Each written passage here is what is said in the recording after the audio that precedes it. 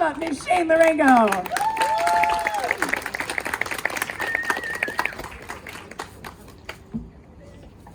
Thank y'all very, very much. I would just like to stress that storytelling is a very natural human expression. And we encourage more voices to be heard, more stories to be told. The more that we share with each other, the better off we'll be. And I promise you, I have as much stage fright as any human being could possibly have. And I get up and tell stories anyway. So this crowd is the reason why, because y'all are here to hear stories and you are so fucking supportive. So no fear, no fear, no fear, no fear, no fear. I have to tell y'all that tonight, August, no, it's not August, sorry. We're in November. November 24th is my niece's, Mandy's birthday, and I told her that I was gonna tell a story for her tonight. So this is not the one we talked about, but it's the one that I landed on. So this is dedicated to her. And I also want to tell y'all that my spirit vegetable is probably the sugar snap pea. Just because, I don't know, sugar, snapping, peas, I don't know, I'm all in. And you can just pluck it right off and just eat it, and you don't have to cook it or do anything.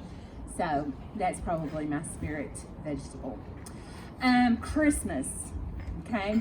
This was the Christmas when I was a sophomore in college, and this was also the year that my niece was born. But she was born November 24th, so Christmas that year looked really different for us because we were the big family Christmas kind of people.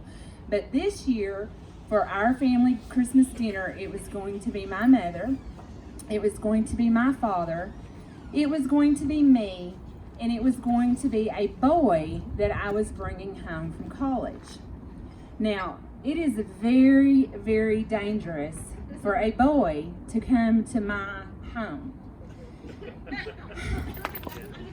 My mother could eyeball a man, a grown man, up and down till he felt like he was under the gaze of Medusa herself. And my daddy, if I would bring a boy home, was known to enter whatever space that we happened to be occupying, whether it was the kitchen, the living room, the patio outside, brandishing a weapon, introducing himself. Well, first he would shoot it off at something, and then he would introduce himself as Shane's daddy. That's all he would, and never say his name, nothing. Oh, very nice to meet you, I'm Shane's daddy. So a boy coming to my house was a very, very, very dangerous thing. Now, I want y'all to know that I would have never brought this boy home had he not stood up to his own father for being a complete fucking asshole and thus been blacklisted from his home forever. Just so you know. Never, ever got to go back. And he needed a place to go. And I'm like, I'm telling you, my house is not the safe place. And he said, Shane, it has to be better than my house. And I said, we shall see. We shall see. Because we had another obstacle to face when we went home to my house for Christmas. Because this wonderful boy had a lifestyle that we talked about, and he was probably born with, but he had encountered a society and a culture where it was not okay, it was not accepted. So he had to get to a place of his own understanding of who he was, and then he had to make a choice, even though, he knows who he is, and this is who probably he was born with, that kind of thing. But when he got to the point where he actually started to think about it, then he had to choose whether he was going to be who he was, and he had decided he was going to be who he was. Now, both of us were from very, very, very small towns, and we were about an hour and a half apart, but life is just absolutely the same. So first of all, neither one of us probably had encountered anybody who had had an understanding of this in the first place. And in the second place, we also knew very, very well that if people did have an understanding of this, most of them will probably think that it was completely unacceptable, unnatural, and would not tolerate it. So I'm bringing this boy to my house, which is already a big trouble, okay? And now I am sitting there faced with having to somehow tell my parents about Christmas dinner and letting them know that this boy that's coming to our house is a vegetarian. Y'all, the struggle was real. This was back in the time when this was not socially acceptable. People didn't understand it. They're like, what do you mean you don't eat cow? You ain't right. What's wrong with you? You don't like bacon in everything? Oh, yes. And I literally was like thinking of every traditional Christmas dish that we possibly had. And every single one of them had meat, bone broth, ham hock, bacon bits, something. And I'm sitting here thinking, how am I going to ask my mama to make something special for this boy who they don't even want at the house to begin with? But then I am nothing if I am not a creative problem solver, and it dawned on me. And I said, Mama, since it's just going to be us for Christmas, can we please, pretty please, you know I'm home from college, can we just pretty please have your spaghetti? Now, we already had a friend that had showed up for spaghetti dinners, and she did not like meat sauce, but she was not a vegetarian. So we didn't have to admit that he was a vegetarian. We just had to say, and he doesn't like meat sauce. And my mama said, oh, well, no problem. I'll just make 2 sauces. That is no problem whatsoever. And I said, now her spaghetti Christmas dinner consisted of spaghetti noodles, 2 sauces, iceberg lettuce, Roma tomatoes, and ranch dressing salad, crescent rolls from Pillsbury from the roll, and then for dessert it was probably a dump cake with the pineapple and cherry, so you didn't have to dirty an extra bowl. You just dumped it all in the baking dish. This was the culinary charms of my mother. Now, I will say for her that she could make amazing fried chicken and potato salad, but she never did.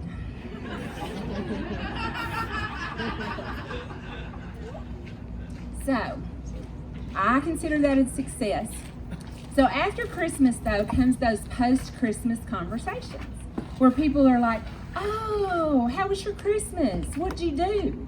And I said, well, you know, our Christmas was pretty small this year. It was just the 4 of us and, you know, this friend, and it all worked out. Nobody shot anybody, and it was good, and they let him leave, and, you know, he's not buried in the backyard, which is a real issue that we worry about with my family. And anyway, that's not this story.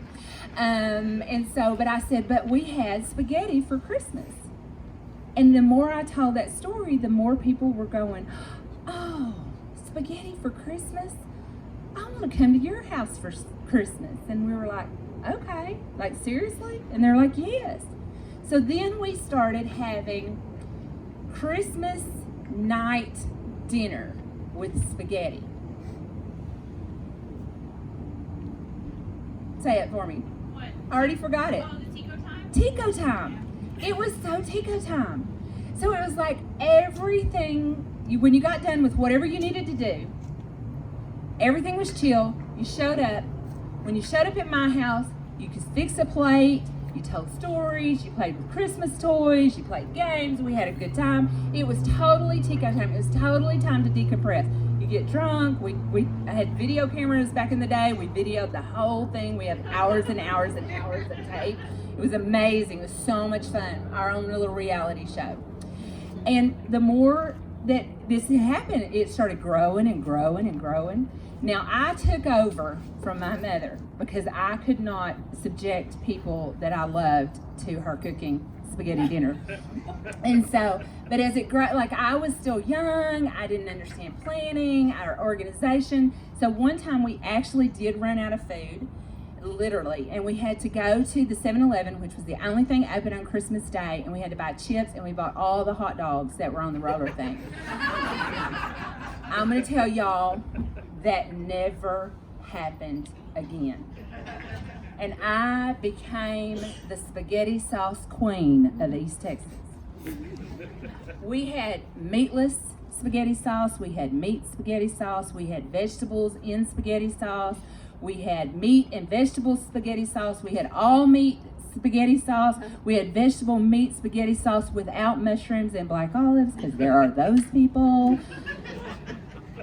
We added Alfredo when that came to fashion. We added pesto when that came to fashion. I had gone on a hot date in North Dallas to a really trendy Italian restaurant, and they had served this little bread with kind of oil and tomatoes on it, and they called it bruschetta. But I came home and made it, and I called it tomato bread. When I was really in a hurry, I would shorten it tomato bread.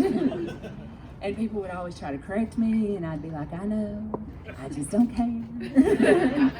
And then I had a friend, the very friend that started this tradition, had gone to Poland, and he came back and he goes, Shane, we went to this restaurant called Spilka, and they had this herbed butter with fresh minced parsley and garlic. Well, that got added to the things, and I called it Spilka butter. So we had mater bread and Spilka butter, which none of these terms have any meaning outside of our family.